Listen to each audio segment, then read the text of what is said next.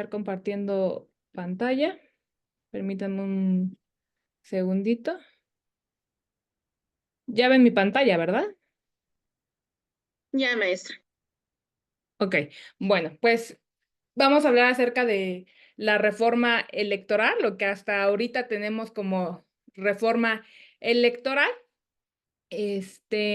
Bueno, de primer momento no hay un dictamen como tal.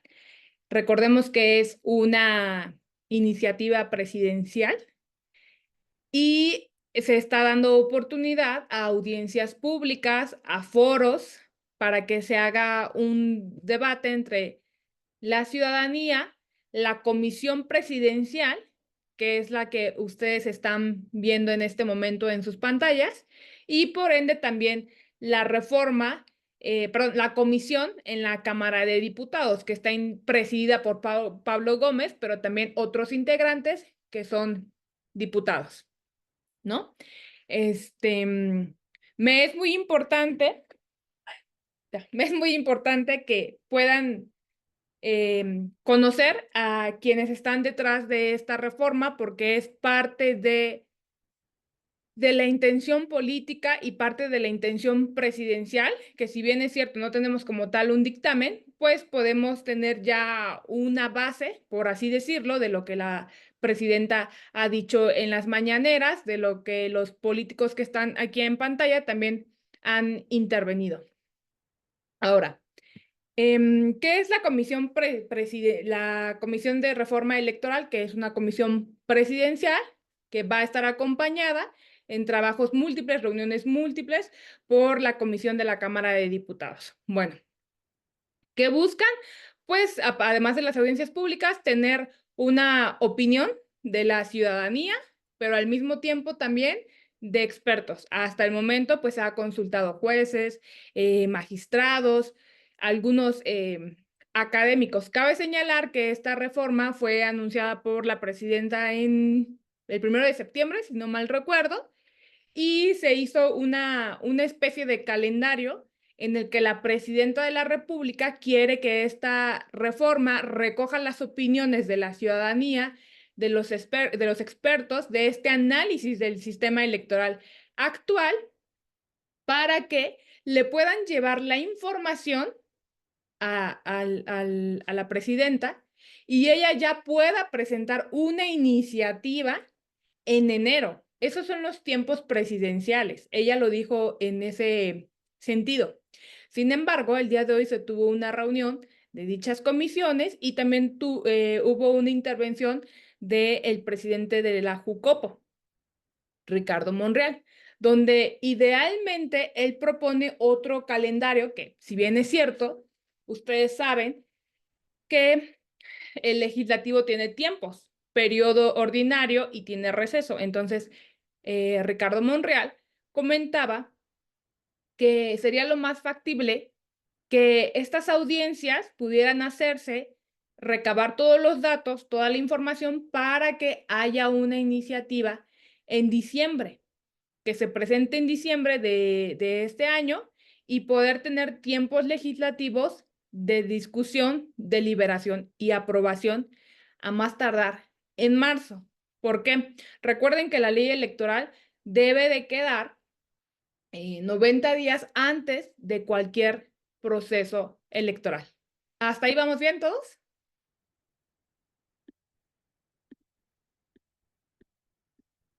Bueno, yo quiero Todo- pensar que... Adelante, adelante.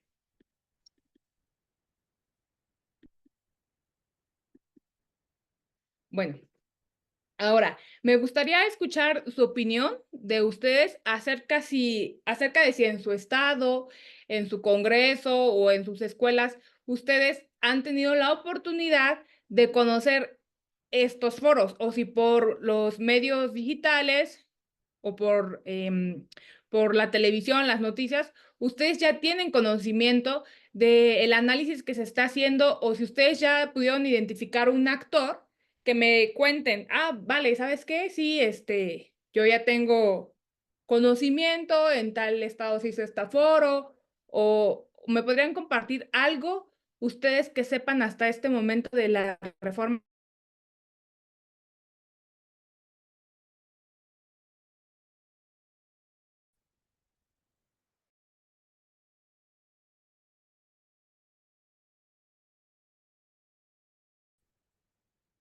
¿no? Bueno, ¿cuáles son los temas de la consulta pública? Ah, sí, levantaron la mano por ahí. Nada más que no alcancé a ver quién es, pero adelante. Hola, buenas noches, maestra. Pues Buenas bueno, noches.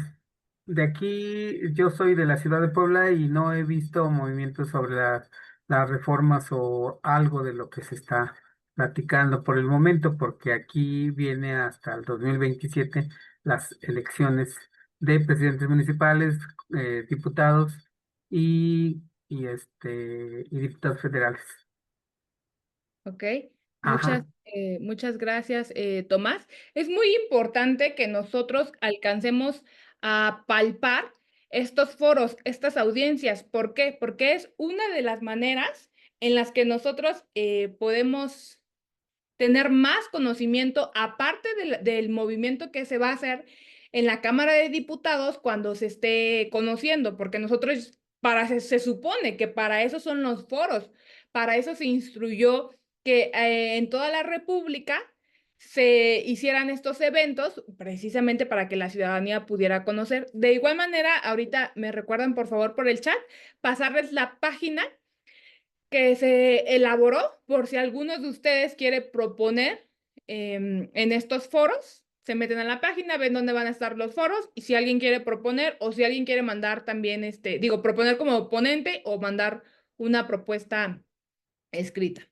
¿Cuáles son los temas de consulta pública que, que la presidenta está sometiendo y que por tanto son los que mayormente inquietan pues a la ciudadanía, ¿no?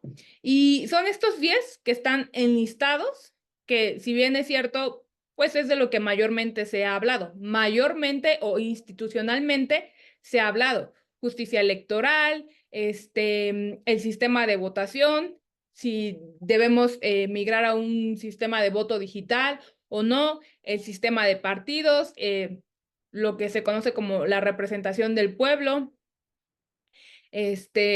la justicia electoral federal como local también es muy importante. Y un tema también muy visto por las redes sociales, por los medios, el modelo de comunicación y la propaganda política, todo este tema, ¿no? De que si servidores públicos se fueron a hacer campaña, que si están utilizando el erario público para hacer promoción, que tiempos electorales, que la fiscalización, esos temas que nosotros a través de las campañas hemos conocido. Si bien es cierto, son un poco técnicos, nosotros los podemos ver, los hemos podido palpar a través de las campañas políticas, ¿no? Las campañas electorales. Alguna vez han escuchado que en el municipio tal se hizo una denuncia, que porque se violó la veda electoral, que porque recursos ilícitos. También hemos escuchado mucho y que no está como aquí muy marcado, y es de lo que vamos a hablar, el tema de la seguridad de los candidatos, ¿no? Ustedes tienen conocimiento de, en la jornada electoral, el tema de la seguridad o la inseguridad, ¿no? La violencia política que se ha vivido. Todos esos temas tienen que ver con esta reforma electoral. Sin embargo, al no tener un dictamen, solo podemos hacer una presunción a través de esta comisión, de los temas que están poniendo aquí, de lo que se va a ver. Sin embargo, también hay otro lado, el lado oscuro de la reforma, ¿no? Y que es este tema, bueno, eso ya les había dicho que tiene que quedar antes del proceso electoral 2027. El lado oscuro de las reformas, lo que realmente se vive en una jornada electoral, que puede ser la inseguridad, la violencia política de género, el tema de financiamientos, el tema de la participación del crimen organizado, la violencia que se vive día a día, las candidaturas, las imposiciones de candidaturas. Y por otro lado, tenemos lo que es o abarca el debate público, que es la eliminación de los plurinominales, tanto en Cámara de Diputados como en senadores. Si se eliminan, digo, lo que les comentaba el día de hoy, estamos haciendo una presunción de lo que podría ser la reforma o no. pero la presidenta salió a decir que sí estaba dentro de sus intenciones la eliminación de los plurinominales. Entonces, aquí el tema es, a través de ciertas reformas a lo largo de la justicia constitucional electoral de México, pues hemos tenido intervenciones legislativas que han posicionado la justicia electoral como progresiva, a favor de los derechos de los actores políticos, ¿no? Que son los candidatos, que son partidos políticos, el sistema legislativo y el sistema electoral. Si bien es cierto, estas reformas fundacionales, pues estamos hablando de un partido hegemónico, estamos hablando de la intervención real y directa de la Secretaría de Gobernación en esos temas. Adelante, Guillermo o José Luis, cualquiera de los Sí, dos. sí, no, mi nombre es Guillermo Morales. Yo he tenido la oportunidad de participar no solamente en campañas, sino ser representante de partido ante la Comisión Federal y ante la Comisión Local. También he sido asesor parlamentario, o sea, sí entiendo un poquito la situación, pero a ver, yo tengo algunas inquietudes. Por ejemplo, eh, yo siento que el órgano electoral, concretamente, lo han debilitado demasiado y desgraciadamente ha pesado más la política que la ley. Y, por ejemplo, la ciudadanía siento que está un poquito debilitada aún más porque después del triunfo del Bronco se elaboraron leyes antibronco, es decir, para que la ciudadanía no pudiera ganar nuevamente una gubernatura. Y si se van a hacer algo similar como lo que hicieron cuando los jueces, de que se hicieron foros y todo esto, pero a la mera hora imperó hasta los famosos acordeones, la verdad es bien complicado. Yo he interpuesto recursos electorales y la verdad ha habido unas resoluciones por parte de los órganos electorales que me espanta y aún la verdad, la propia autoridad federal no le quiere entrar a los temas electorales con un sesgo y desgraciadamente eso a nosotros como ciudadanía, bueno, a mí a título personal sí me inquieta porque he visto que los órganos electorales están debilitados. Y la verdad, la ciudadanía, por ejemplo, aun cuando en la ley existe que nosotros podamos pedirle cuentas al, a los gobernantes, en la práctica difícilmente esto se hace. Y todo esto obviamente viene a abonar que es un ambiente de alguna manera enrarecido. Por ejemplo, para mí, Morena está sobrerepresentado en la Cámara de Diputados. ¿Por qué? Porque pesó más la cuestión política que la cuestión legal. Aun cuando se interpusieron todos los recursos, así como en grupo, RIFE resolvió a favor de Morena. Y creo que eso no es muy bueno, no me parece sano. Ahora, por ejemplo, el hecho de saber que los tribunales en masa han renunciado los jueces bienestar es algo preocupante. Realmente creo que para nosotros que conocemos un poquito la materia electoral y que somos abogados en esa rama, es inquietante para nosotros darnos cuenta que suena bien la reforma electoral. Por ejemplo, con la reforma electoral del 94 se permitió que la chiquillería entrara a San Lázaro. Se crearon las diputaciones para las minorías. Eso hizo que el PRI, por ejemplo, perdiera la mayoría absoluta en el 97 y en el 2000 perdió la presidencia de la República. El problema es que mientras no haya una cancha pareja, antes los partidos se manejaban de manera dominante y lamentablemente ahora es otro partido el que tiene el control total y absoluto. Y a veces es poco sensible a los comentarios que los expertos, la ciudadanía pueda realizar en los foros, o sea, te escuchan, pero nada más te escuchan, pero no hacen caso de lo que dice, en su caso, la ciudadanía. Gracias. Es cuanto. Guillermo, te voy a dar toda la razón, porque la tienes. Eso que tú acabas de decir, lo podemos reducir en esta palabra, concentración de poder. Tú venías haciendo un resumen muy breve. Permíteme, José Luis, ahorita te doy la palabra. Sobre las reformas fundacionales. Veníamos de un partido hegemónico, veníamos de una intervención directa de gobernación, un hiperpresidencialismo, y a través de diversas reformas, ajá, queriendo y no, se fue dando vida, ajá, a una justicia electoral más progresiva, a una reforma más, perdón, a una justicia electoral más equitativa, ¿no?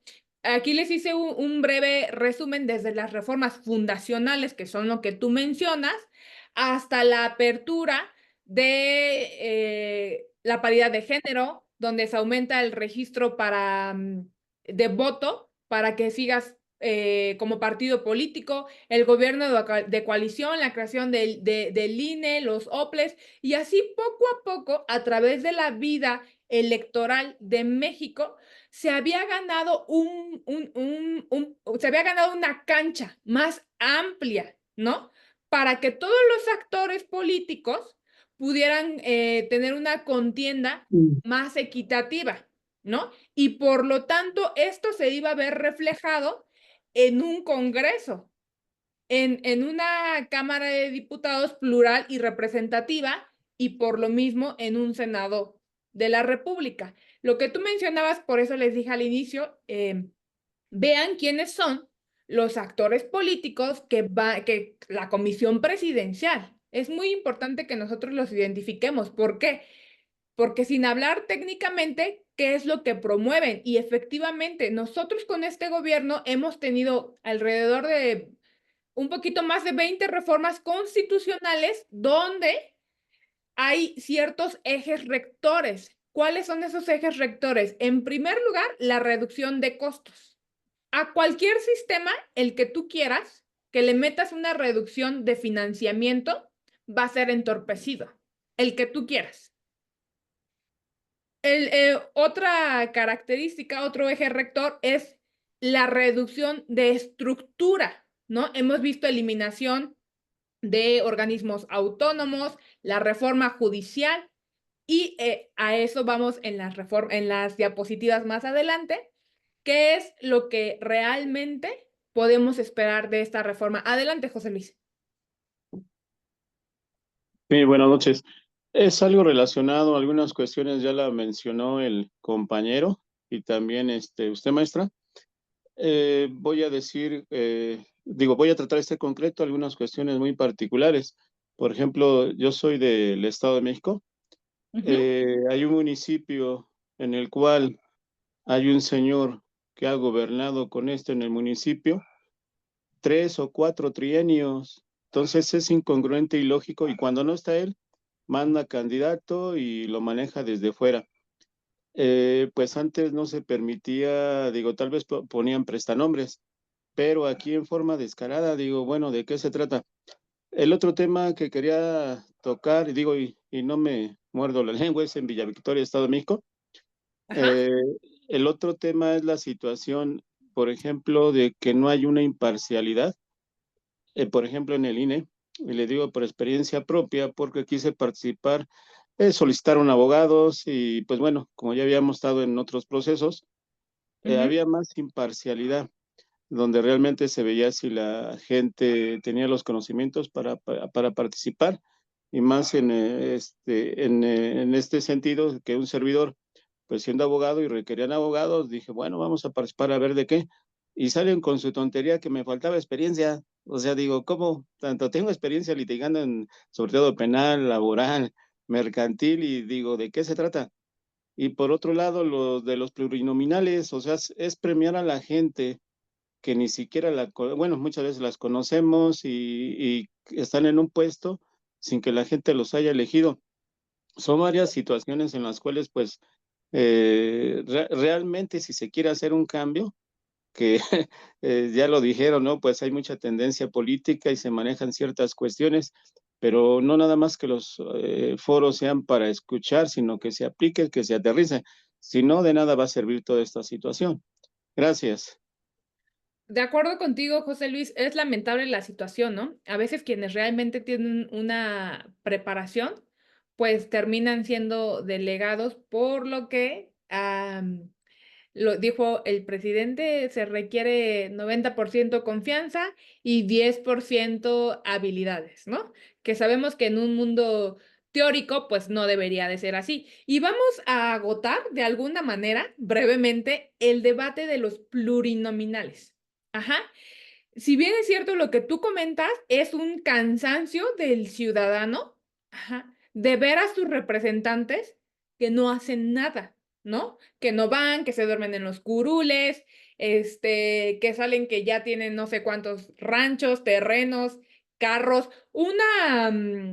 ingresos desproporcionados con lo que ganan y pues evidentemente una ciudadanía, una sociedad pues que con mucho trabajo estamos sobreviviendo con un salario mínimo, ¿no?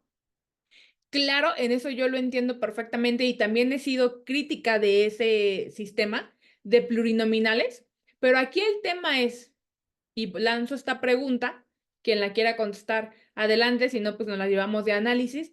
¿Realmente eliminar los plurinominales va a resolver el problema, la crisis que tiene nuestro Congreso?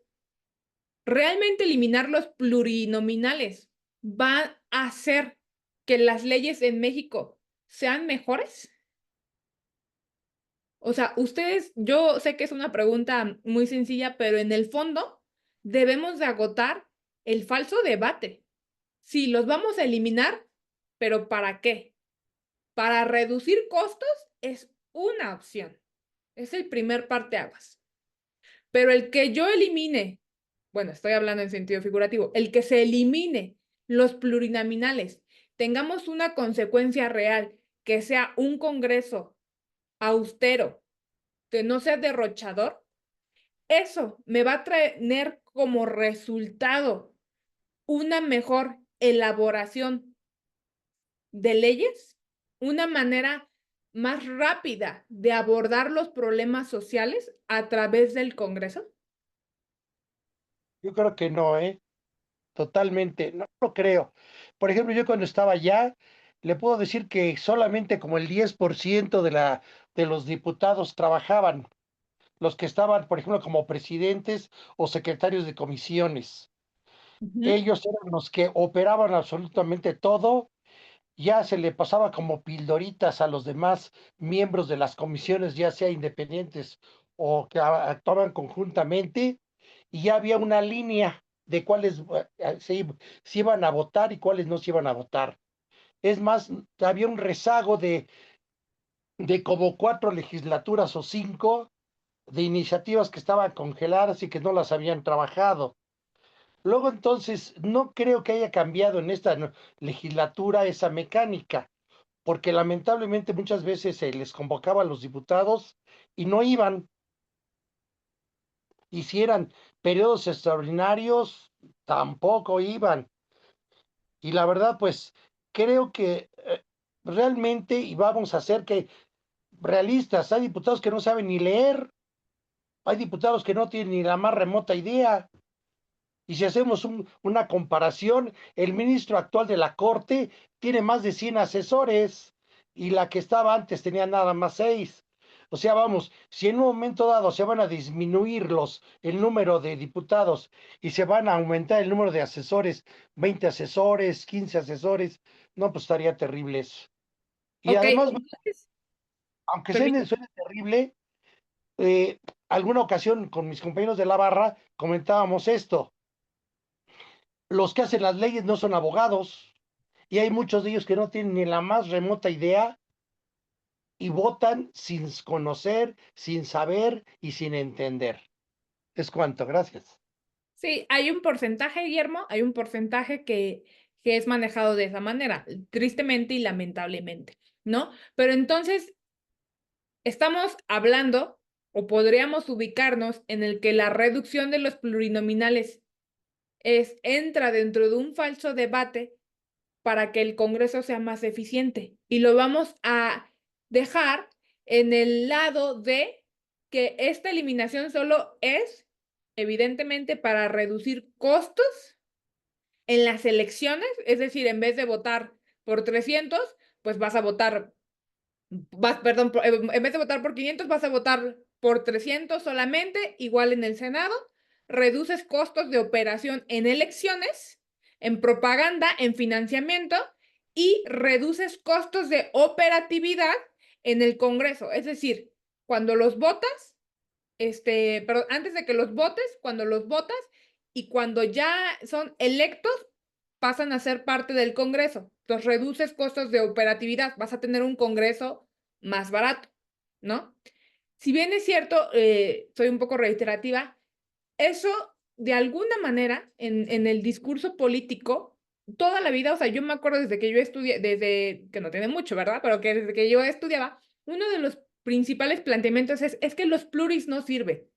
Sí, pero hay que abonar a los pluris no sirven o sería más factible una propuesta dentro de esta plática en vez de decir, digo, podemos tener 300 o 500. La operatividad va a seguir siendo la misma. Inclusive si tuviéramos menos, como lo dice Guillermo, puede aumentar el costo por el tema de asesores, ¿no? Pero como una propuesta o como una suma al debate, pues también podríamos, en vez de decir, los vamos a eliminar, también podríamos decir, podemos imponer sanciones, ¿no? Más grandes a los diputados que no asistan a sesión, o simple y sencillamente al Congreso como tal, una multa. Oye, Congreso, ¿sabes? Digo, tenemos tiempos, ley de amparo, pero pues algo más significativo, que el pueblo sepa que si el diputado no, o los diputados o el grupo parlamentario tal, no legisla determinada, supongamos, las 40 horas, ¿no? En determinado tiempo, pues a lo mejor podría ser una opción, una revocación, ¿no? Digo, también podría ser. Lo que quiero darles a entender con esto es que la estructura no siempre debe de ser cambiada, porque ¿qué es lo que pasa? Pasa lo que está pasando con el sistema judicial actualmente. Se puede hacer mucho con lo que ya tenemos. Adelante, el que tiene la manita levantada, es que estás ahí como Samsung. Adelante.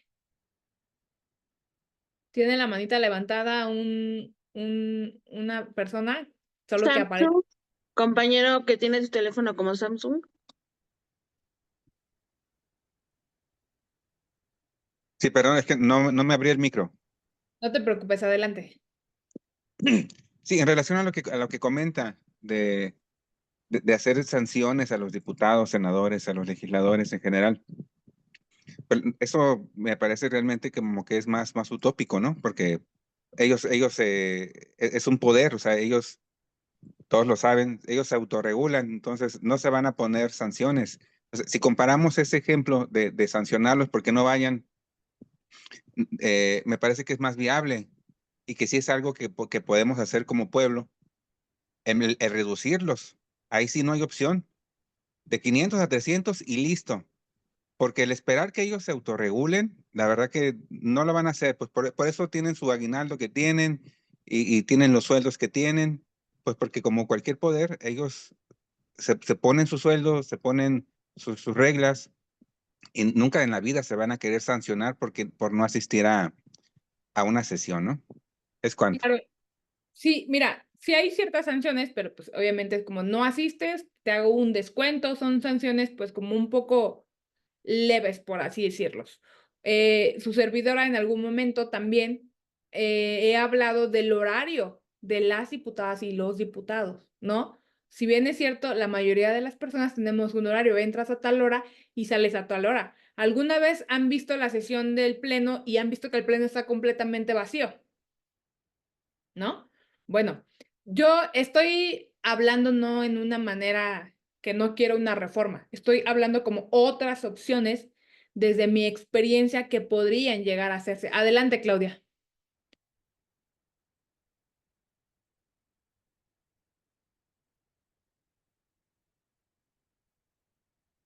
Adelante, Claudia. ¿Tienes la manita levantada? Si no, continuamos. Bueno, era lo que, al no tener un dictamen, estamos especulando, ¿no? Y desde mi experiencia yo podría dar esos ciertos, pues sí, señalamientos, ¿no? Sin embargo, no estoy diciendo que eso deba de ser. Podría ponerse dentro del debate público y si bien es cierto, tienes toda la razón, el Congreso se autorregula. Adelante, Claudia. Hola, ¿qué tal? Buenas noches. Buenas noches. Mi nombre es Claudia y soy de Monterrey, Nuevo León. Quiero opinar acerca de lo que comentaban hace rato las diputadas o diputados que son electos y que lamentablemente pues no tienen una preparación académica, digamos que orientada al puesto en el que están desarrollando funciones en pro de representar a mucho grupo de personas. Creo que dentro de las cosas fundamentales que ha hecho falta y que a los ciudadanos nos tiene desmotivados en cada elección, en cada vez que vemos sus propagandas, que muchas veces decimos, bueno, ¿quién es esta persona? O sea, otra vez me tengo que poner a investigar, pues, cuáles fueron sus funciones pasadas o de qué, vaya, en qué partidos políticos estuvo. Creo que hay una desconcientización hacia la ciudadanía, el decir, bueno, ok, está esta propuesta, en la mesa y voy a opinar o voy a decidir tal cosa, ¿sí? Se hace un debate ahí entre ellos y opinan de una manera.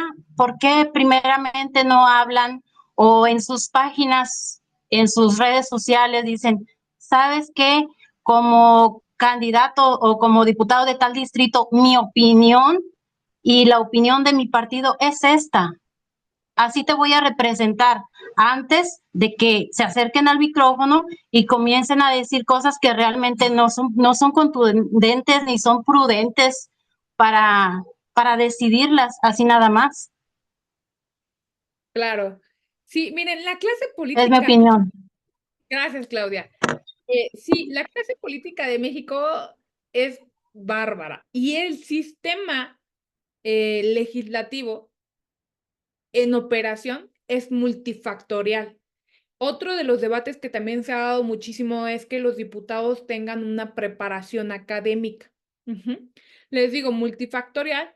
¿Por qué? Porque se ven muchísimos temas. Se ve ganadería, agricultura, salud, educación, deporte, demasiado. Y por lo tanto había unas propuestas de que los legisladores solo fueran abogados, ¿no? Situación en la que, si bien es cierto, es muy buena, pero también hay personas que no tienen estudios, que ocupan cargos de representación popular, que se han ido preparando a lo largo de su carrera política, pero que son excelentes empresarios, ¿no? Y excelentes, ¿por qué? Porque promueven una actividad comercial del país. Caña, pero azúcar, maíz, muchos sectores. México es muy grande. Ajá, y la economía de México, la productividad de México, la comercialización de México, no solo requiere abogados solamente, ¿no? Un ejemplo, requiere gente que tenga profesión, sí, pero que también tenga respaldo. Y muchas veces eso se logra. A veces en México hay pues muchas familias que vienen de herencia, de legados, y que a través de eso han podido consolidar empresas, ¿no?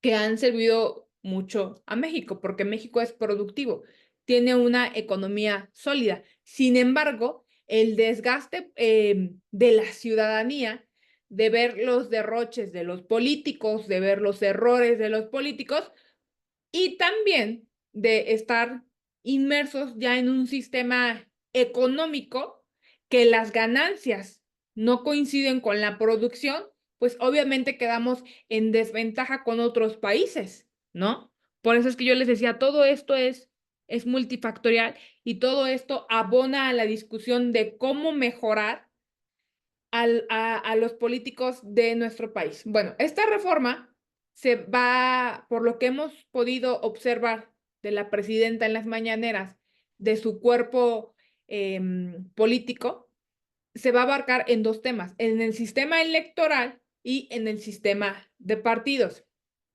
En el tema electoral hemos podido observar que quieren un rediseño en el INE. Se hablaba en algún momento de que lo querían eliminar y le querían poner el Instituto Nacional de Consultas, ¿no? Actualmente se está diciendo que no se va a eliminar, solamente se va a mejorar. Y tenemos el tema de la elección popular del Tribunal Electoral del Poder Judicial. Eso ya es un hecho, eso ya sucedió, ¿no?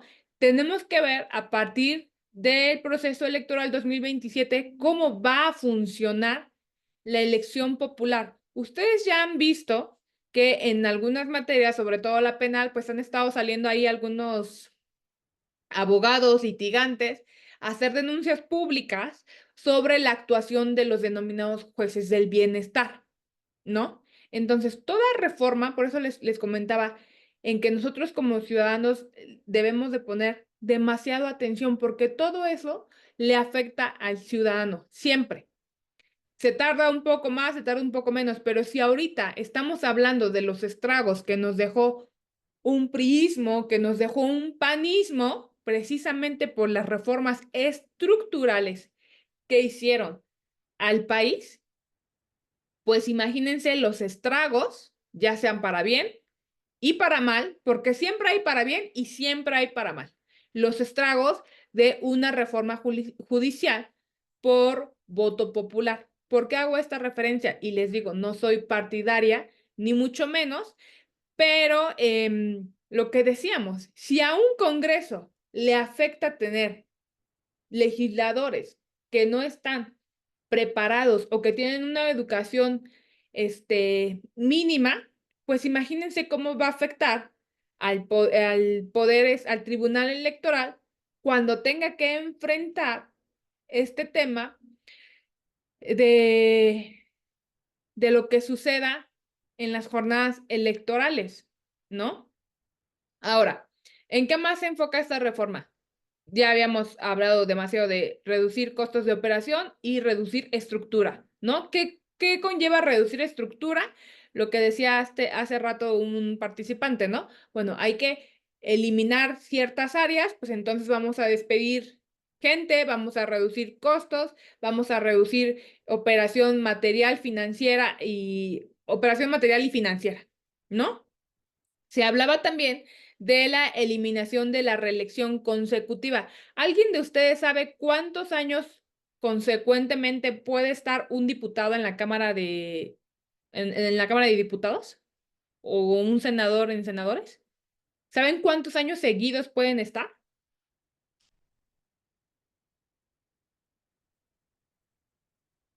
Bueno, a partir de la reforma del 2014 se introdujo este eje de la reelección consecutiva. ¿Qué quiere decir? Que un diputado o un senador puede permanecer inmediatamente en el cargo a través, obviamente, de hacer una campaña 12 años seguidos como diputado o 12 años seguidos como senador. En Senado son 2, son 6 y 6, y en Senado son 4 veces, en diputados puedes ir a campaña 4 veces, ¿no?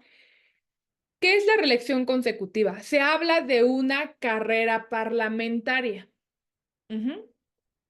¿Por qué es necesario o está dentro de que los legisladores puedan reelegirse? Si bien es cierto, también el Congreso de alguna manera notó que tener elecciones cada 3 años era tener personal, diputados, nuevos que venían desde ceros, que no sabían efectivamente como tal cómo aterrizar sus propuestas de campaña en una iniciativa. Se tardaban a lo mejor un año en hacer el análisis, el aterrizaje de su campaña para poder proponerla en una iniciativa. Y justo cuando ya habían agarrado el modo, ¿qué creen? Nos vamos. Viene un nuevo legislador. Y así, entonces, se ha hablado de que se tiene que hacer una carrera parlamentaria. ¿Por qué? Porque tienes que darle seguimiento a las propuestas por las cuales tú ganaste, por la cual el ciudadano te eligió y que 3 años no te son suficientes para poder hacerlo, ¿no? Esa es la intención de la reelección consecutiva, el que tú hagas experiencia parlamentaria. Porque acuérdense que el congresista no solamente legisla, también tiene funciones de supervisión. Supervisa a las secretarías de Estado o a los hoy extintos organismos autónomos, ¿no?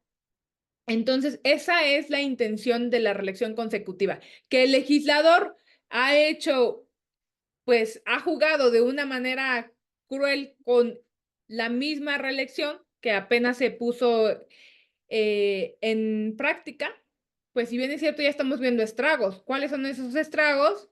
Que sigue habiendo un derroche, que no logra capitalizar sus propuestas y por lo tanto seguimos teniendo un Congreso ineficaz y ineficiente, porque tiene todos los recursos materiales financieros y no puede operarlos para que el ciudadano vea reflejado las leyes que a ellos les surgen, que a nosotros necesitamos, ¿no? Bueno, también se habla de la elección popular de consejeros, que el tema de elección popular, en mi opinión, no lo veo tan viable. Para mí sería ideal que solamente se quedara en el poder legislativo y obviamente en el sistema presidencial, pero hasta ahí. Los demás cargos deberían ser siempre por una carrera que pueda ser comprobable y también por estudios comprobables. La segunda parte de lo que se ha especulado de esta reforma es también lo que les decía, el sistema de partidos políticos. ¿Y cuál es el punto más importante que se ha manejado aquí? La reducción de financiamiento a partidos políticos. En la Cámara ya tuvimos varios intentos de reducción del presupuesto de los partidos políticos. Se ha votado y ¿qué creen? No ha pasado. ¿Por qué? ¿A qué integrante de un partido político le conviene que se le reduzca su financiamiento? A ninguno, evidentemente. Pero aquí hay otro tema que yo quiero subir al debate, ya sea que ustedes ahorita me reviren o que se lo lleven de tarea. ¿Qué es lo que hace un partido político? O sea, si ustedes han visto ahorita el tema que está de moda de la juventud en la política, ¿no? Bueno, si se reduce el financiamiento a partidos políticos, va a haber una afectación. Y esa afectación se va a ver no me quiero equivocar, en un 65, 70%, ¿sí? En que la ciudadanía no pueda acceder a la participación, a una candidatura, a participación política dentro de los partidos políticos. ¿Por qué? Porque el partido político no solamente es soy PAN, soy PRI y voy a poner a mis candidatos y nos vamos al Congreso, luego nos vamos al Senado, luego nos vamos a los estados, nos vamos presidencias municipales y se acabó. No, ellos tienen también actividades que lamentablemente pues solo son abiertas o solo pueden ser conocidas a través de las personas que militan en un partido, que es la capacitación, el financiamiento para algunos eventos. Digo, se escucha un poco trillado, pero ustedes han visto que el PAN, el PRI, Movimiento Ciudadano, pues hacen foros, ¿no? Hacen foros de deliberación pública, inclusive cuando hay ciertos sucesos, pues también hacen este tema de recolección de víveres, muchos eventos que han hecho los partidos, ¿no? Bueno, esa manera de los partidos de ser un ente público que beneficien a la sociedad, pues se verían limitados, porque insisto, si nosotros vamos a tener una manera de operar como ciudadanos, nos vamos a organizar, debemos de tener un presupuesto. Aquí el tema es que se ha satanizado el presupuesto a los partidos políticos por la manera en cómo lo han desviado. Ese es un hecho que hay que reconocer, ¿no? Y que la buena intención desapareció. ¿Por qué? Por el manejo de las personas que estaban a cargo de dichos recursos. Pero, ¿a qué nos...? Yo no estoy diciendo si está bien o está mal, no. Yo lo único que estoy señalando es que, si bien es cierto, tenían una actuación limitada porque los recursos de alguna u otra manera se estaban manejando a discreción, que son prerrogativas de millones de pesos, con una reducción, ¿cuál sería la consecuencia que tendría el ciudadano a una reducción de su financiamiento de los partidos políticos? Muchas veces nosotros, o es el falso debate, que decimos, sí, que les corten el dinero porque todos se lo roban, porque todos se lo quedan. Y evidentemente hay investigaciones, hay trabajos de prensa donde ellos lo han acreditado. Hay denuncias públicas de desvíos. Eso no lo voy a negar, ¿verdad? Pero el tema es que, ¿cómo va a operar una vez si es que en esta reforma sí se implementa eso? No sé si me he logrado dar a entender, si alguno de ustedes quiere hacer alguna intervención en este tema de la reducción del presupuesto a los partidos. Adelante, Samsung, te vamos a decir así porque no aparece tu nombre, no recuerdo. ¿Cómo me dijiste que te llamabas? Eduardo, muchas Eduardo. gracias. No, el tema es que como ciudadanos de repente nos enfocamos nada más en la venganza, ¿no? Porque como no vemos realmente, o sea, yo lo sé porque estoy en estas pláticas y gente como usted no lo recuerda, ¿no? Que los partidos tienen otras actividades y demás, pero realmente yo como ciudadano, yo no tengo beneficio de eso. O sea, sea Morena, sea el PRI, sea el PAN, yo no tengo beneficio directo sobre las grandes fiestas que se hacen, ¿no? Acá en La Paz, bueno, o no sé si en todo el país, pero últimamente, bueno, gobierna Morena. Y Morena pues ha traído, bueno, los presidentes municipales o el gobernador ha traído grupos, ¿no? Que muchas veces son patrocinados por el gobierno estatal o municipal. Y hay debate, ¿no? De que si está bien, que si está mal que traigan esos grupos. Y la verdad es que esos grupos ya venían antes, ya venían. Cuando yo estaba en la preparatoria, la gente bien, los conocidos acomodados, platicaban de las fiestas que había en las casas de gobierno, con los Tigres del Norte, con los grupos de aquel entonces, ¿no? Chayán ya estaba entre esos, porque Chayán ya tiene sus añitos. Entonces, esas fiestas ya se hacían, nada más que antes era para un grupo reducido y costaban lo mismo. Y ahora, pues bueno, por fortuna, digo por fortuna, porque hoy no necesito ir a Ciudad de México, o Guadalajara o a Tijuana, sino en el Malecón de La Paz puedo ir a ver de manera gratuita a artistas, cantantes internacionales y nacionales, o puedo tener un buen precio, porque a veces lo cobran, pero me ahorro el avión, me ahorro el pasaje y nada más pago el boleto aquí, ¿no? Esto en relación a lo que hacen los partidos, ¿no? Como ciudadanos no tenemos esa visión porque realmente no hay un beneficio directo, y realmente sí pensamos, porque pues dicen por ahí, haz fama y échate a dormir, pensamos que, o sea, y me viene a la mente cualquier político, Alejandro Moreno, ¿de dónde sacó tanto dinero para las casas, los carros y todas las propiedades que tiene, ¿no? Y lo menciona él como podría mencionar a cualquier otro político, pero ahorita es el que está en de moda, ¿no? O Ricardo Anaya, sí, a lo mejor Marcelo Ebrard, y Noroña. cuando están, No, Noroña, que todo. realmente, yo me dedico a lo inmobiliario y realmente viendo la trayectoria económica de Noroña, una casa de 12 millones, por favor, es muy, muy, digo, yo no lo tengo, ¿no? Pero es, aquí una Complicado. casa cara que yo vendo es de 45 millones de pesos en la zona exclusiva de La Paz. Entonces, si alguien que ya es senador, diputado y aparte tiene ingresos por sus redes sociales y demás, comprar una casa a crédito hipotecario de 12 millones realmente no es nada. Y más si lo comparamos pues con la casa de 300 millones de dólares de Alejandro Moreno, ¿no? Pero bueno, esas son otras historias. En conclusión, es que pues tenemos esta idea de venganza y de que sí les quitan el presupuesto, porque como ciudadanos no vemos ese beneficio para nosotros, ¿no? Es cuanto. Sí, tienes razón. Claro, digo, la clase política de México, todos han tenido sus resbalones. Unos por menos, otros por más. Pero de alguna u otra manera han sido débiles ante la administración, uso y manejo.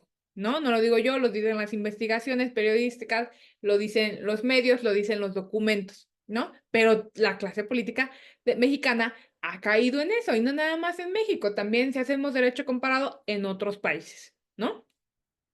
El tema es cómo vamos a lograr abandonar el debate justamente de la sed de venganza por el debate, ¿cómo me va a beneficiar esto? O sea, eso que vas a hacer, si vas a reducir el financiamiento, ¿sí me va a beneficiar? Ok, ¿cómo?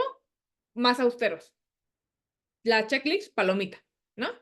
En segundo tema, yo, ciudadano, como lo decías tú, Eduardo, a partir de esta reforma, ¿sí me voy a ver beneficiado? Es decir, si yo me acerco a militar al partido que tú quieras, sí voy a tener una respuesta más pronta, sí voy a tener capacitación de calidad sobre mis derechos políticos electorales, sobre cómo puedo, si quiero candidatearme, cómo puedo candidatearme, y si ya me dieron la candidatura, ¿quién me va a ayudar a sacar adelante esa candidatura? El financiamiento que les vas a dejar realmente sí me va a beneficiar. Creo que debemos de madurar el debate. Sí, vas a eliminar, pero con lo que queda de financiamiento, sí me voy a ver beneficiado. O sea, sí va a haber un antes y un después, ¿no? Creo que eso ha sido mi idea de madurar el debate, de avanzar de lo que decíamos, sí, eliminen a los pluris, sí, quítenles dinero, porque eso va a tener una consecuencia, ¿no? Y al tener un gobierno que está haciendo reformas constitucionales un poco agresivas, y agresivas quiero decir a que están cambiando la estructura y el sistema como se venía manejando, pues sí puede tener un impacto para bien, pero si tiene un impacto negativo, ese impacto negativo nos puede afectar más de lo que nos ha afectado a través de estos años, cómo nosotros hemos visto la política o cómo nos hemos acercado o la oportunidad que hemos tenido de acceder a la vida pública de nuestro país a través de un partido político. Bueno, ahora, los pros. Claro que es necesario, ahorita te doy la palabra, Roberto, claro que sí es necesario revisar el sistema. Ningún sistema, lo que les decía, el que ustedes quieran, es perfecto. Ninguno.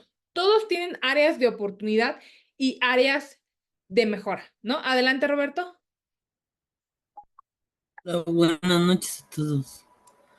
Bueno, yo tengo una pregunta. No sé si va por ahí la situación también de la reforma. Dime.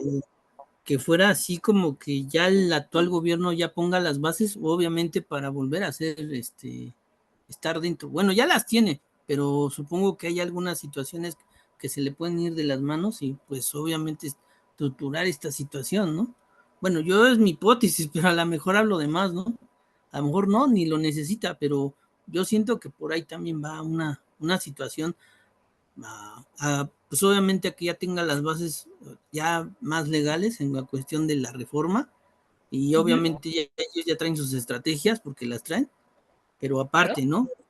Pues ya tener todo más estructurado para que el siguiente sexenio pues igual estén ahí en el poder.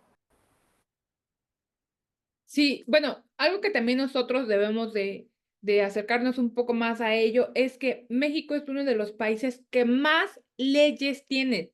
Tenemos, o sea, códigos, y que el párrafo y el bis y tenemos muchísima ley en México, ¿no? Y cada vez más se va creando una nueva ley. La ley Silla, la ley Olimpia, activistas sociales, que no digo que esté mal, no. Sí existe una buena regulación en México. Sin embargo, no, lo que les decía, no es perfecta. O sea, hay muchas otras lagunas legales que dejan en indefensión al ciudadano, ¿no? Lo que les decía, ¿cuáles podrían ser los pros de una reforma electoral? De primer momento, claro, hacer una revisión del sistema, porque algo está fallando que nos ha tenido a los mexicanos descontentos, que en las elecciones han existido problemas, y en 2 diapositivas ahorita los vamos a ver, que la vida pública, política del ciudadano, hay muchos ciudadanos que quieren acceder a cargos de elección popular y no pueden, en primer lugar, lo que decíamos, porque el partido está cerrado, porque hay cúpulas de poder, porque una vez que ingresan no tienen el apoyo, ¿no? Hace rato alguien decía, hablaba ahí de Bronco, tenemos las candidaturas independientes. El sistema electoral de México sí es bueno, compañeros. Es moderno, claro que es moderno. Tiene talla internacional, lo que les decía, de las candidaturas independientes. Eso viene de una sentencia internacional. Sí nos hemos ajustado a avanzar en estas reformas. Ahorita también les voy a recomendar un libro que hace un cierto resumen de las reformas, pero más allá de eso, también, no sé si ustedes recuerden, los actores políticos que en México tenemos, la figura del priismo, del panismo y la figura, me atrevo a decir, obradorista, señalando a él como una persona y no como miembro de un partido, ha perfeccionado el sistema electoral. Les voy a decir que la izquierda, lo que se le denomina izquierda, actualmente el PT, Morena, el PRD en su momento, fueron grandes contribuyentes de consolidar el sistema electoral. Por ejemplo, ¿ustedes se acuerdan del comercial de los niños que salían imitando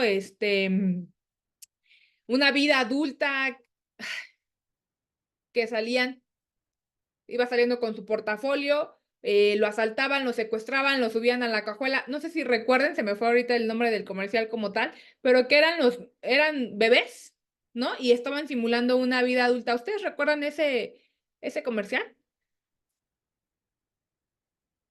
¿O les di muy pocas pistas?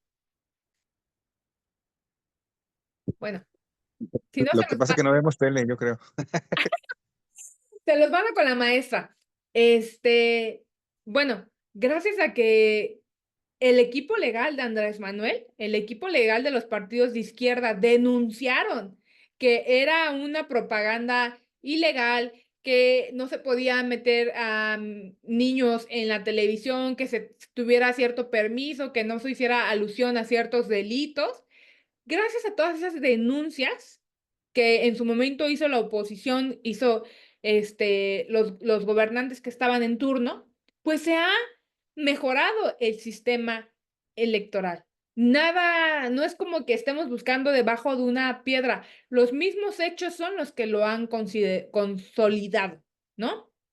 Pero, insisto, no es perfecto. Hay otros temas de una ventaja de la reforma electoral y que yo podría sobre la mesa que, pues, al ciudadano, nosotros podemos tener un erario, una administración pública con suficiente presupuesto o austera. Pero a mí en el día a día, ¿cómo me beneficia? Se llega el día de votar, ¿por qué causas no asisten ciertas personas a votar? ¿No? Tendríamos que verlo reflejado en eso. Los mexicanos ya tenemos que ponernos exigentes. ¿Vas a hacer una reforma? Sí. Me estás hablando de reducción de pluris, de reducción de costos, pueblo pobre, gobierno rico, pero necesito entonces yo ser vanguardista, que el día que yo quiera votar pueda sacar un ejemplo, pueda sacar mi celular y cómodamente confiar en el sistema, que el sistema no va a ser vulnerado y que mi voto, el que yo haga a través de una plataforma digital, va a llegar a la urna, va a seguir siendo el mismo, que se hagan el conteo al final, ¿no? O sea, creo que también nosotros como mexicanos debemos de poner que en esas reformas no sean solamente de administración, que no sean solamente para incrementar una nueva dirección o eliminar 5 direcciones que estaban de más, sino ya realmente tener una modernización que nos beneficie a nosotros en el día a día, ¿no? Porque si nosotros van a pasar 5 reformas electorales más y nosotros vamos a seguir hablando de si sí fue efectivo o no fue efectivo que eliminaran a los pluris, pues los mismos mexicanos estamos cayendo en el falso debate de nuestra clase política y no podemos avanzar a tener un sistema más moderno porque no podemos pasar de si sí o si no fue bueno que se eliminara. Ahora, lo que venían comentando todos ustedes, lo puse en el tema de los contras de una reforma electoral. En primer punto, debemos de poner mucha atención a que podríamos caer en un hiperpresidencialismo, que en otras épocas ya se ha visto, del que según venimos evolucionando. Pero ustedes no me van a dejar mentir, yo no tengo nada en contra de Morena, en contra del PAN, del PRI, no tengo nada en contra de ningún partido, pero ustedes pueden ver que hay una concentración del poder demasiado fuerte, demasiado cínica hasta cierto punto y que no ha reflejado como tal beneficios en la ciudadanía. Y lo podemos ver con muchas reformas, pero la reforma que ahorita está, por así decirlo, pues más fresca son el tema de la ley de amparo, ¿no? El tema de la reforma judicial, que contribuye en sus términos a debilitar los contrapesos. Y no lo digo como miembro de ningún partido, ni mucho menos, lo digo como todavía soy pues una estudiosa del derecho, ¿no? Y ustedes también como abogados, como estudiosos, ¿sí? Podrían detectar, pues, que nos estamos acercando a un debilitamiento institucional, a un debilitamiento de poderes, donde solamente estamos viendo el actuar el actuar presidencial y también estamos viendo lo que decían, un Congreso sobre representado, ¿no? En el que cualquier reforma va a pasar porque se tienen los votos. Bueno, ¿qué es el sentido negativo o lo que no quisiéramos en esta reforma? Que se vulneren las autoridades electorales, que tengan más peso los decretos presidenciales, que tengan más pesos comisiones presidenciales, que tengan más pesos la atracción en ciertos estados de ciertos delitos electorales o del día de la jornada, lo que pueda suceder, ¿no? Las minorías pueden volverse más limitadas, ¿no? El tema del Congreso, como el Congreso solo receptor de iniciativas presidenciales, ejecutores de esas propuestas y algo que ya se va a ver en el Congreso también ahorita en Cámara de Diputados. La semana pasada vimos IEPS, ley de ingresos, ley de derechos, ¿no? Todo esto se puede ver, la intención de un político se va a ver reflejado en el presupuesto. Si yo digo que quiero que en la jornada electoral haya boletas suficientes, haya una tranquilidad, del ciudadano pueda ir a ejercer su voto, si yo quiero tener un Congreso ordenado, pues tengo que darles un presupuesto, ¿no?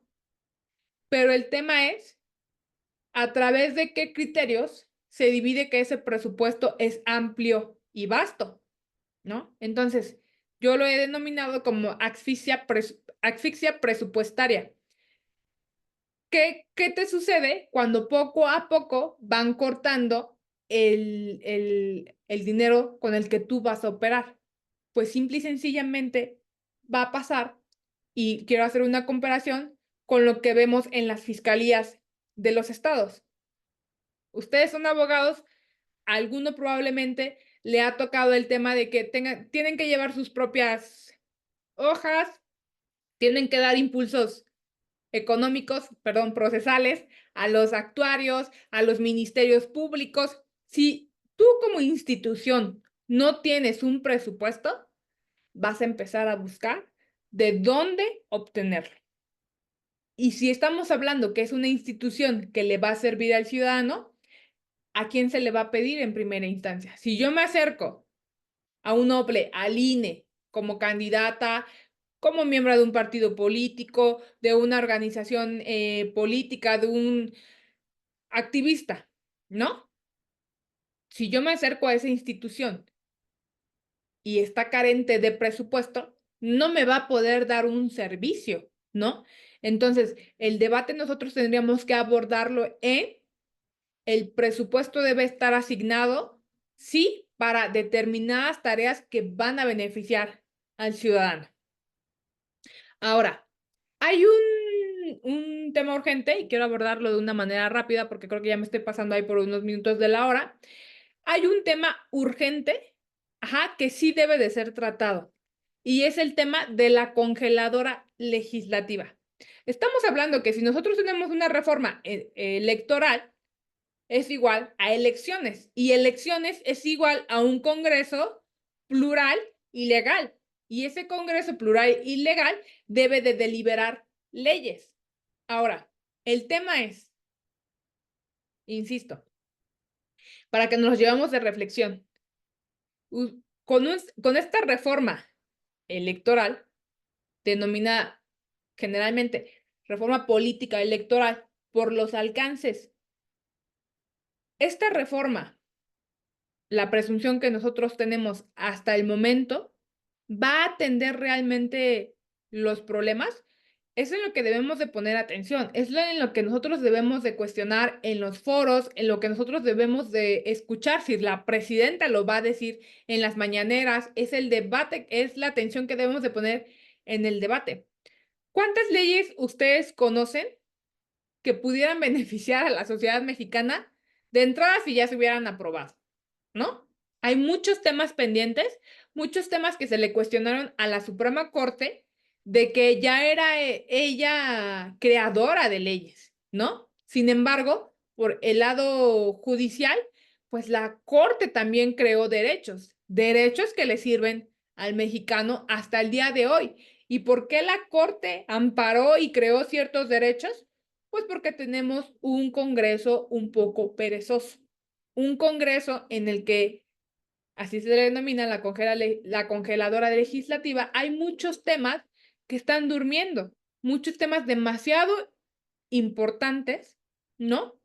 Que están ahí simple y sencillamente porque no hay consenso, porque no hay parecer de los sectores empresariales, porque el gobierno no fue su bandera de propuestas de campaña y pues no las va a sacar hasta que haya un contentillo, hasta que los mexicanos se organicen y metan demasiada presión o hasta que el gobierno crea que son los tiempos en los que ellos les acomoda y decir, ahora sí voy a sacar este tema, ¿no? Entonces, más allá de que no haya un dictamen, de que no haya una iniciativa, el fin de mi plática con ustedes es que pongamos el ojo a lo que realmente importa.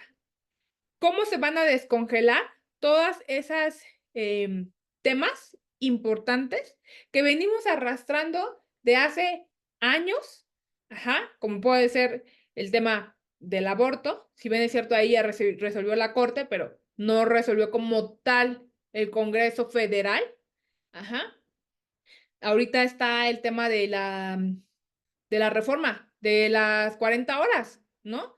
Yo creo y considero desde mi experiencia que esos temas no deberían tardarse en ser aprobados o en tener un debate profundo y amplio que realmente le dé una esperanza al ciudadano de que se va a mejorar ese sector.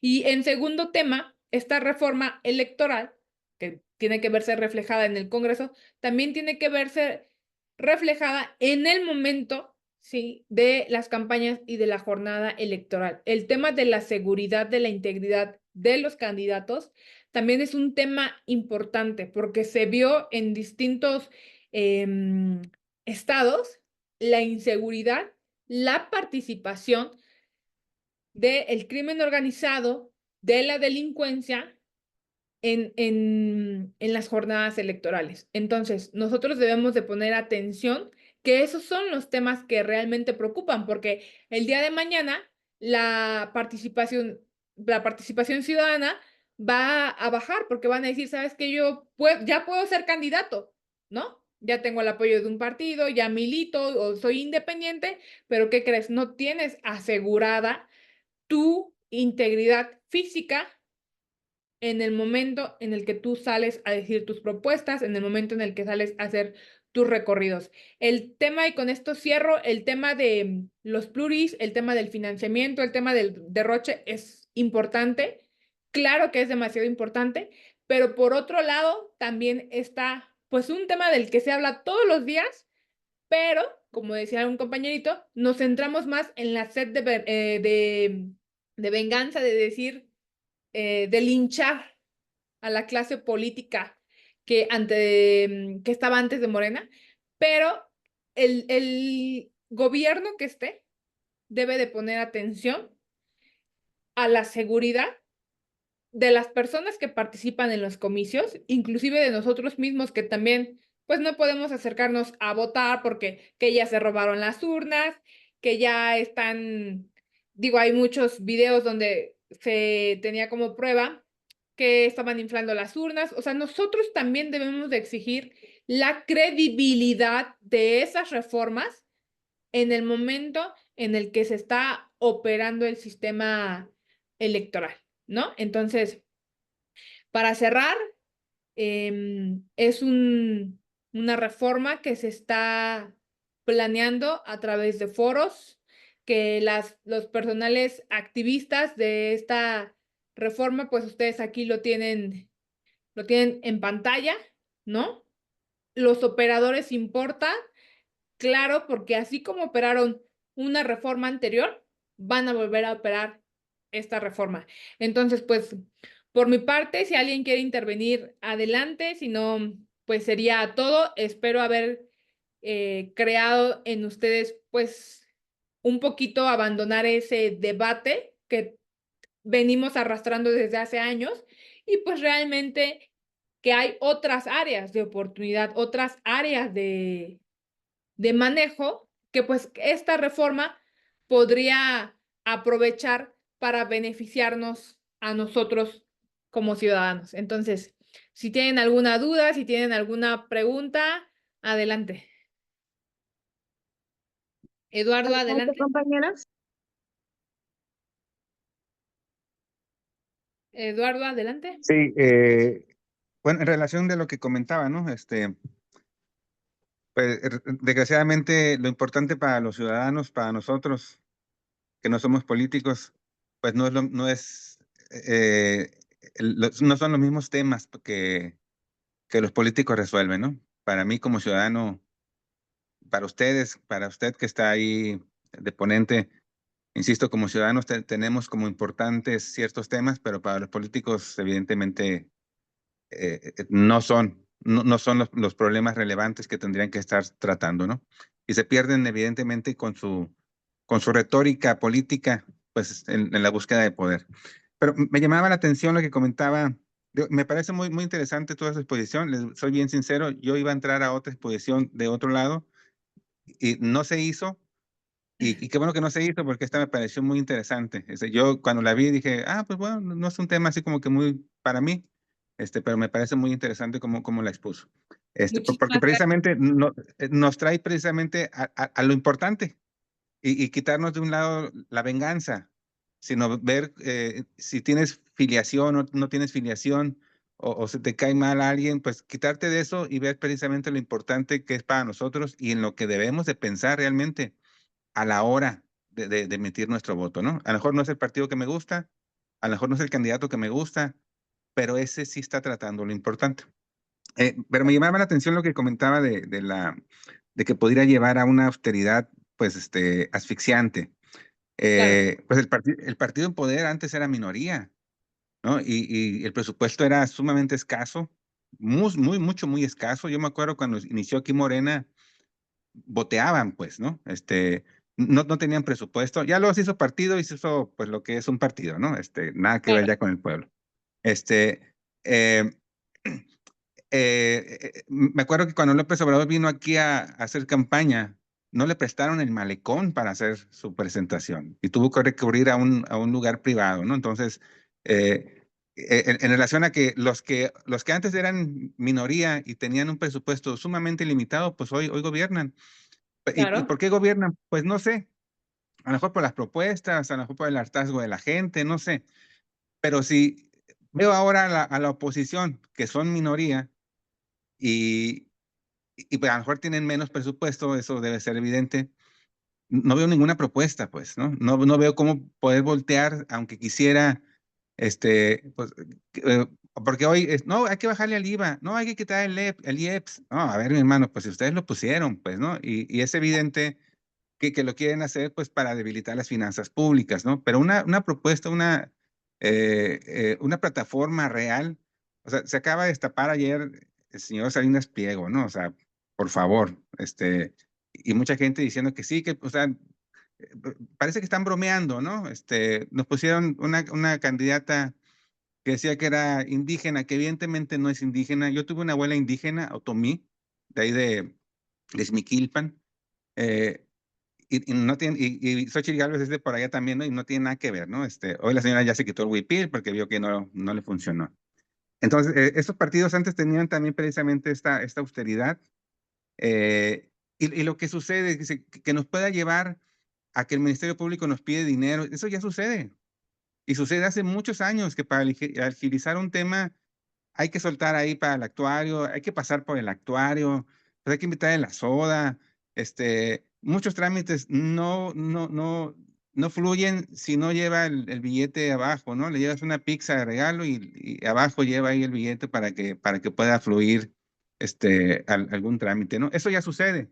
Entonces, Claro. en el sentido de que no nos vaya a pasar, ¿no? Pues ya nos pasó, ya nos pasa, ¿no? El tema es, te doy la Pero razón, bueno, Eduardo. No, una precisión. Exactamente, tienes toda la razón. Eso ha sucedido atrás, ¿no?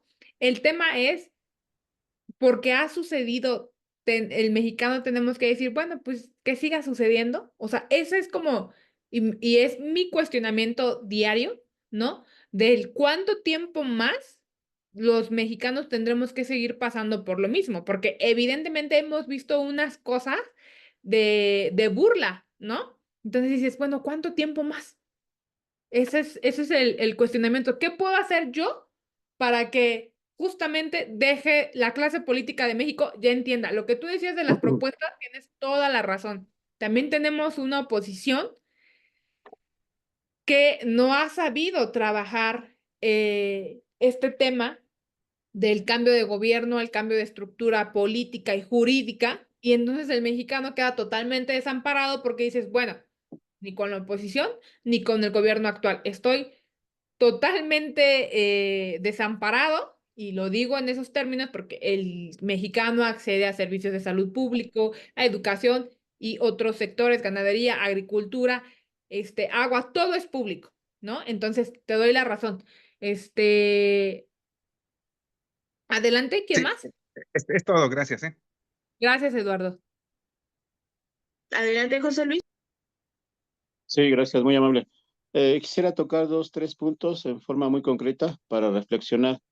Una, lo del fuero, que no hubiera necesidad de tanta tramitología para poder quitar a X o Y servidor público, en este caso de los que estamos hablando, para hacer efectivo. 2, en su momento yo recuerdo, vi en las noticias, sí es muy bueno, sobre todo si ya participamos en algunos procesos electorales en forma interna, sí es bueno, tan es así que se exportó y se estuvo asesorando personal, no recuerdo si fue el INE o el IFE, a un país del Medio Oriente. Por otro lado, digo, habría que aplicar, tomo otra vez la cuestión de lo del fuero, porque hay casos ahorita no tanto que esté en contra o en pro de Morena, o PAN o el PRI, quien sea, pero si se aplicara esta situación como conforme a derecho, y ya una vez aprobada y que fuera ley sería diferente.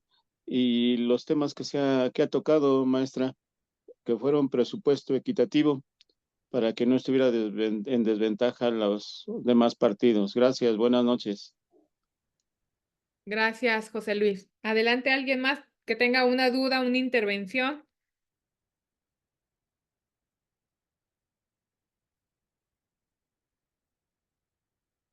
¿No? ¿Ninguno? Ah, sí, adelante. David, adelante.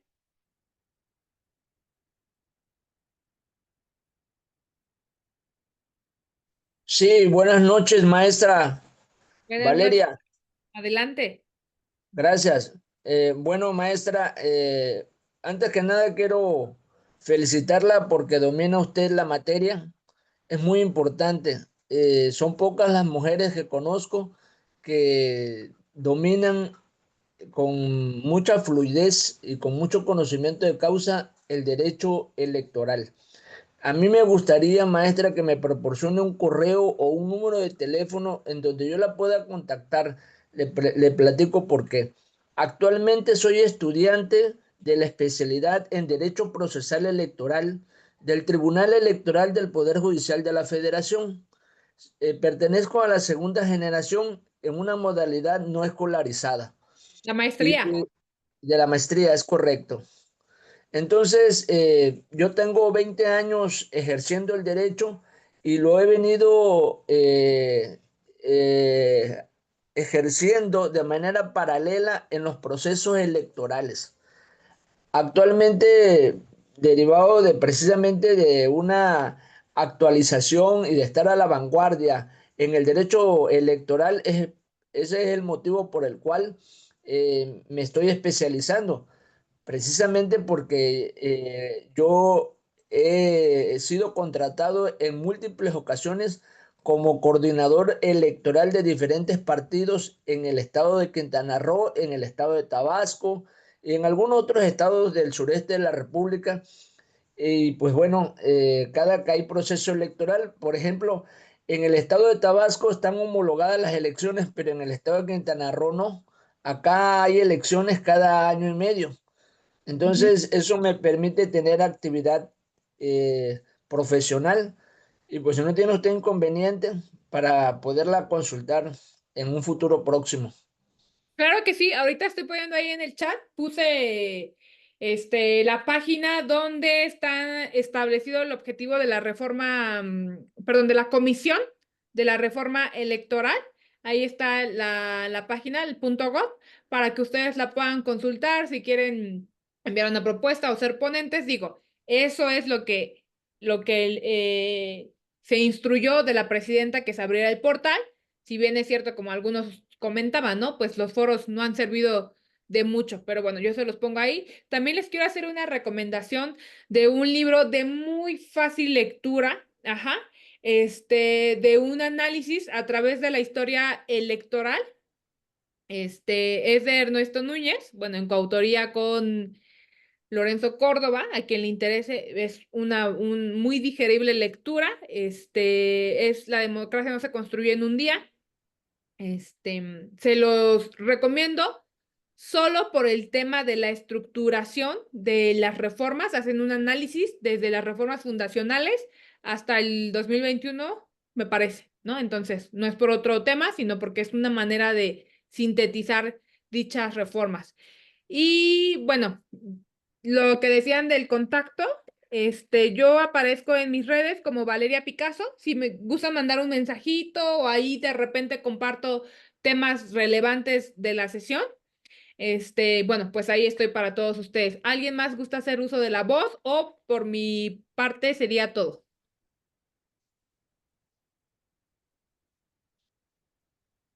Me parece que David fue quien tuvo la última palabra, ¿verdad? Así es, maestro, Sí, fue el último es compañero que correcto. participó. Ok. Bueno, pues entonces al ya no estar alguien más para hacer uso de la voz y al que ya les robé unos cuantos minutos, pues yo les agradezco muchísimo su atención, les agradezco muchísimo sus intervenciones. Creo que no hay mejor charla que la que se hace a través de la retroalimentación. Entonces, pues muy gustosa. Si algún día me vuelven a invitar, podemos tratar otro tema. o si alguna vez, como les decía, me contactan y por ahí vemos algún tema que esté en la sesión, pues yo con muchísimo gusto. Al contrario, maestra, muchísimas gracias por habernos acompañado. Excelente charla y pues muchas gracias por haberse dado el tiempo para responder las preguntas de todos los compañeros. Agradecemos que nos haya visitado el día de hoy en esta charla virtual y esperamos que podamos contar muy pronto con su presencia nuevamente. Le enviaremos a la brevedad vía digital su reconocimiento y esperamos podérselo entregar muy pronto de manera personal. A nombre de Justicia, Tributo y Equidad, Asociación en Participación, le doy las gracias por habernos acompañado. Oigan, antes de que se vayan, ¿puedo, bueno, los que gusten, me dejarían tomar una foto para compartirla en mis redes? Claro que sí, maestra. Ok, bueno. Déjenme ampliar la pantalla. Denme un minutito, por favor. A ver, déjenme ver si se puede hacer más grande. Denme un minuto, por favor, no se me vayan. Espérenme, porque aquí quedó en pequeño y quiero que salga en pantalla completa. Déjenme entonces, yo creo que cerrar el chat y espérenme, porque no salen todos, salen muy poquitos. A ver, ya está, ya van a salir. A ver, ahora sí. Ya, una fotito. Y listo, se los agradezco muchísimo. Que tengan bonita noche y nos vemos pronto.